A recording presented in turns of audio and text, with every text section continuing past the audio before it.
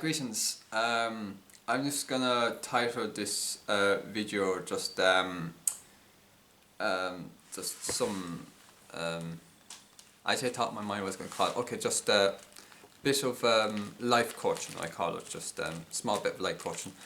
Um, I in better detail in the future write down things because this is just off the cuff of my mind.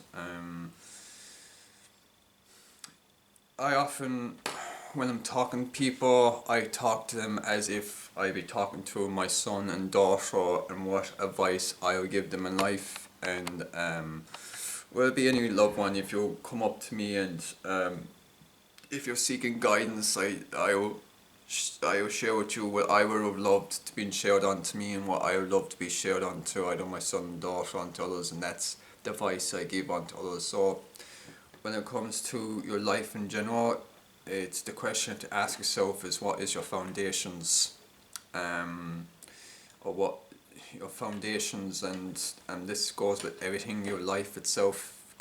What is your foundation of your life built upon?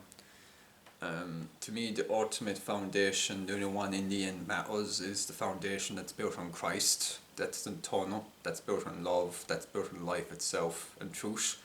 Outside of that, any other foundations will eventually crumble in the end, but you could still have somewhat a stable foundation, and some that ironically is built on Christ, some parts of Christ, I would say.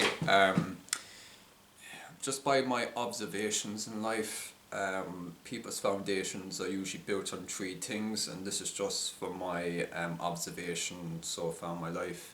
You have a foundation that's built on Christ, that Christ is the foundation, and that bond is God first, and that foundation is built on top of that. The way they approach their connections with others, that's the foundation it's built on, is God first. And the second foundation is kind of built on a foundation that is completely removed from God. It's a foundation that's built on sin. It's a foundation that's built on the self, and it's a foundation that's permanently focused on in temporary things.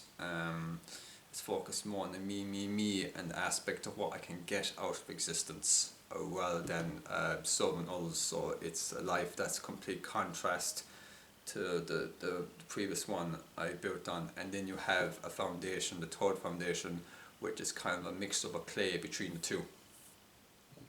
So it has like some bit of a Christian foundation, because you could find people who they themselves would deny the existence of their creator, yet the very foundation, part of the very foundation, is built upon Christ. Whether that be from the upbringing, if they're brought up with some bit of a Christian upbringing, or a bit of foundation, a bit of truth in God. Every human on the planet has possibly that type of foundation built in, when we're not aware of it or not. So you may encounter people who would have strong, say, family values, strong values when it comes to children, or a stoic love for the children, which is based a lot on Christ, but they would deny that very the power thereof, which is interesting mentioned in Scripture. So many people, they form bonds with people, and as a child I was very afraid of people. I didn't figure out why I was scared, but when I got older I realised that the truth of why I was scared of people is a right good defence mechanism. Because people, their hearts are wicked and deceitful when they see themselves, so the foundation of the bonds they have are based on temporary things, and if we remove those temporary things, the whole foundation crumbles. People's friendships or relationships are built on things that have similarities in common. Remove those similarities and the whole foundation collapses, because it's not built on love, and God is love. So a foundation that's not built upon God is a foundation that's not that strong. You have a foundation that mixes parts of God in the foundation, and might cause a bit of stableness, but in the end we all die and death comes for us all, so that foundation will eventually crumble. But one that's foundation in Christ is built on eternal life, so even after unto death, that foundation will still be there in the next life, in the eternity. Sadly, majority of people's foundations don't even live for this world, because they're not willing to give up their life in order for their life to be saved. So that's the tragedy of it all.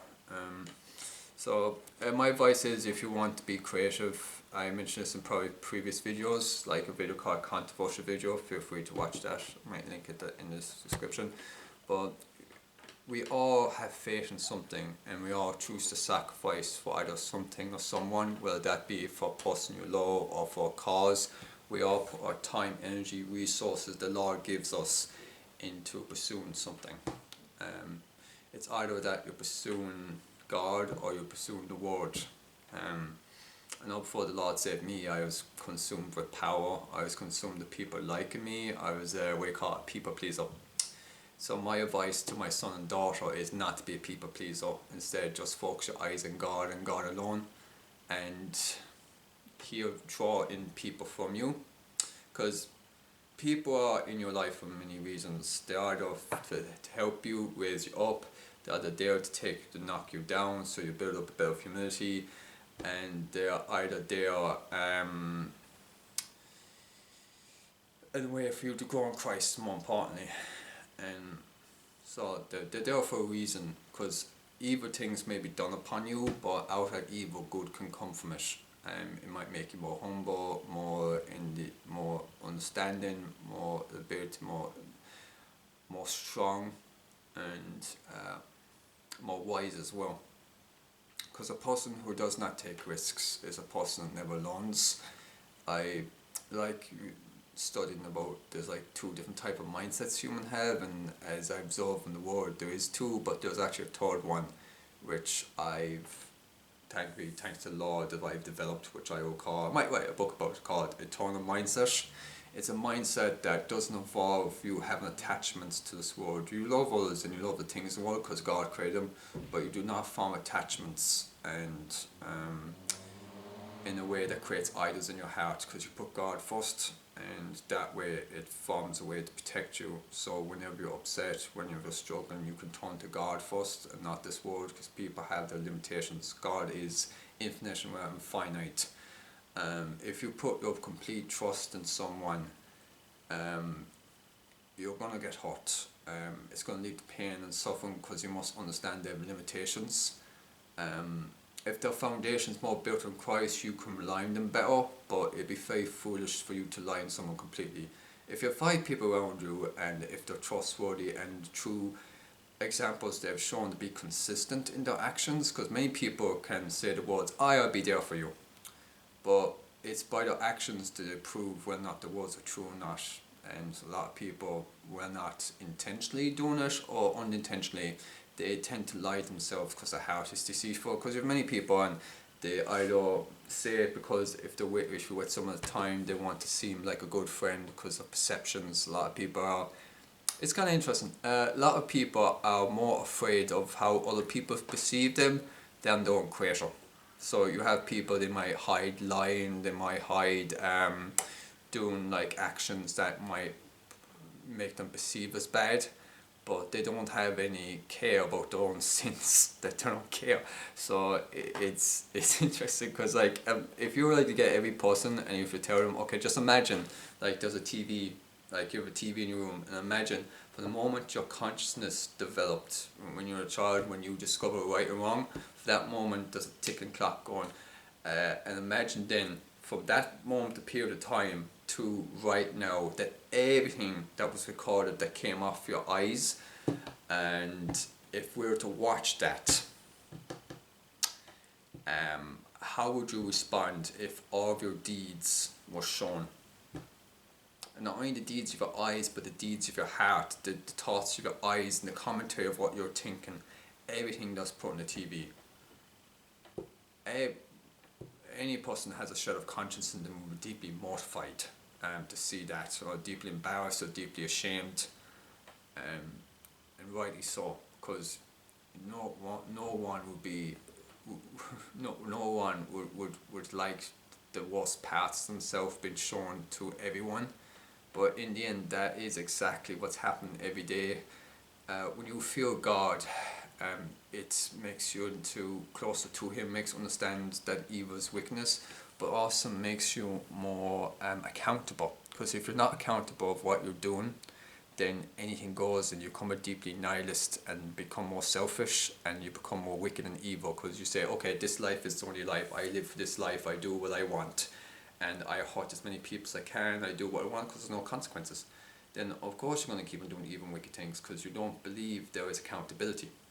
Like a criminal who goes off and commits crimes, there's no law there. Like, if you want to know how wicked humanity is, we move police officers, we move the legal system that is God-given, that we, because we're creating God's image, we have a sense of right and wrong through our consciousness that God gave us. So we have a sense of justice that we get from our Creator. So we move that system that is in place, and I guarantee there'll be total anarchy. Now, I live in a country where you can go into a shop and steal a lot of things and there'll be fairly little consequences, because there's just no resources to enforce it. So if you're multiple criminals can go into a place, rob a lot of things, there is not enough resources there for the police to target everything, because if you have more people committing crimes and you've less people to stop that and enforce that, to investigate in things,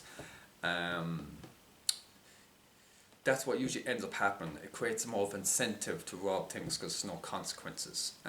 It's very important as society in order for order, because if you don't have order in society, in a civilization, chaos ensues. And we are creating our image of a creator, that we have a sense of morality of what's right and wrong, but what happens is that we sadly twist our morality and think that we are the authors of it, and when that happens, a lot of evil things happen. Then we say it's good, like the killing of babies, like the torture of animals, the torture of children, whether that be spiritual, physical, emotionally. We do that to extent, and anyone that does evil actions that are morally irreprehensible, we live in the age because people only care about themselves, so it's more, like having a child is considered a burden, that is just silly. The fact that you exist yourself is a gift from God, and therefore you're denying the existence of another living being because it's an inconvenience, that is an root of selfishness and evil that is just, it's just too sickening to even go into further detail, and it's just wicked and evil, because you have someone whose existence is owed to God and they want to deny the existence of another being coming into their life. So the whole selfishness of, career is more important than like creating life, than for life coming into the world.